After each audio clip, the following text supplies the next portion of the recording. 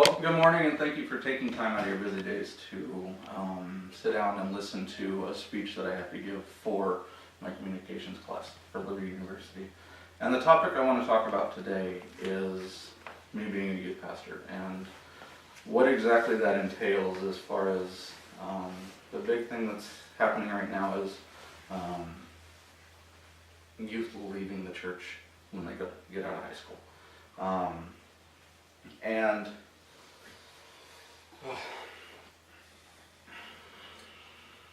did you know that Lifeway did a study in 2007 that showed that 70% of the people that took the survey between the ages of 22 and 30 actually admitted to leaving the church between the ages of 18 and 22. So what can we as youth pastors and Christians and members of the church do to bring that number down?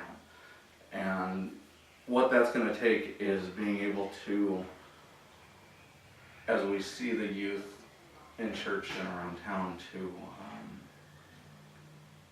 to acknowledge them, to make them feel welcome, to kind of bridge that gap between youth ministry and adult service. And over the last 12 years that I've worked with youth, I've seen this happen. I've seen working with grades 6 to seniors in high school. I've seen people that I thought would stay in church actually leave, and people that I actually thought would leave the church when they graduate actually stay. So what is causing this? And the points I want to make today, there's 3 of them that I want to cover, and they are, why are the youth leaving the church after they graduate high school? What effect does the media and the some of the issues that they cover affect why students are leaving the church? And then also, what can we do as youth pastors and Christians lower this number? And the first one I want to talk about is why are youth leaving the church? And I actually want to read you the 6 top reasons why they're leaving the church. And this was done by a group called the Barna Group. And churches seem to be overprotective of the youth, so they're not allowing them to express themselves. Young people experiences of Christianity is shallow. Churches come across as antagonistic against science. Young Christians' church experience related to sexuality are often simplistic and judgmental. They wrestle with the exclusive nature of Christianity, and the church feels unfriendly to those that doubt. And the point that I want to talk about is why youth are feeling like the church is unfriendly. And if you look at the generation that's coming up now and the way they dress and what they're doing as far as the tattoos and the piercings and all of that, the church is, what's the word I want to use? They are not showing gratitude to them. They're looking at them as people that don't belong in church. So they're not feeling welcome. So when they're not feeling welcome, they just leave.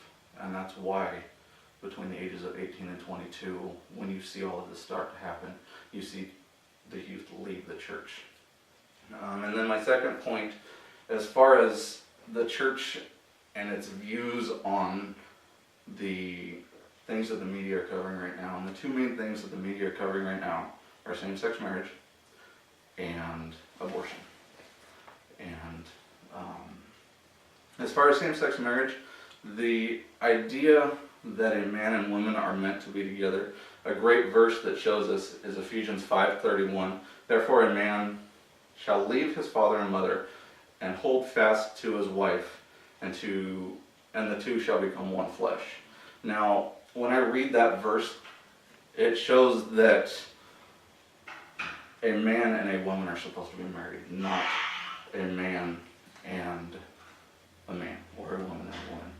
And then as far as the topic of abortion,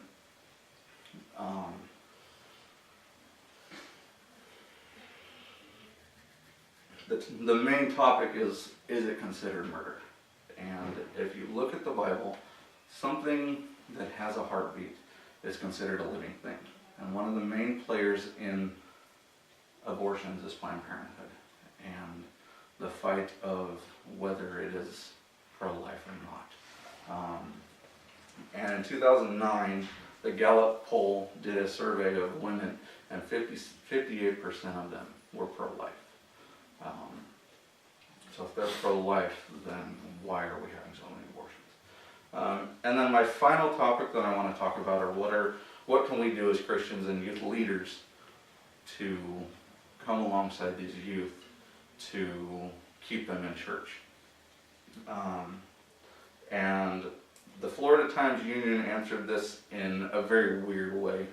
And they said that if we want to keep them in church, we need to reach out to them and talk about topics that they're not talking about at home, which are sexuality, drugs, violence, and racial judgment. Now, I don't know about you, but not many people are willing to step out of their comfort zone and talk about these topics with youth, which is one of the reasons why they're leaving, because they don't get it at home, so they look for it at church and they're not getting it at church. So we need to take the time to sit down and talk to them. One of the ways that I've seen where youth pastors themselves connect best with students is through camps and through retreats and whatnot, and being able to have that one-on-one time. Now, I know that you may not want to be a youth pastor, but you can still get involved. You can still go to camps. You can still have that one-on-one time where you are away from everything and listen to what's going on. And in my conclusion, I want to show that through this speech I've shown you different ways and why the church is losing this generation coming. And how we can have an effect on their lives. So I want to challenge you to step out of your comfort zone. Take that leap of faith. Find a student that you see on church campus and go talk to them. Befriend them. Show them that you're interested in them and making them feel welcome and comfortable to go to church, to get past that brick wall of, okay, I've graduated, now what? So thank you for your time. I appreciate it, and once again, please take the time to get to know the youth in your church. Thank you.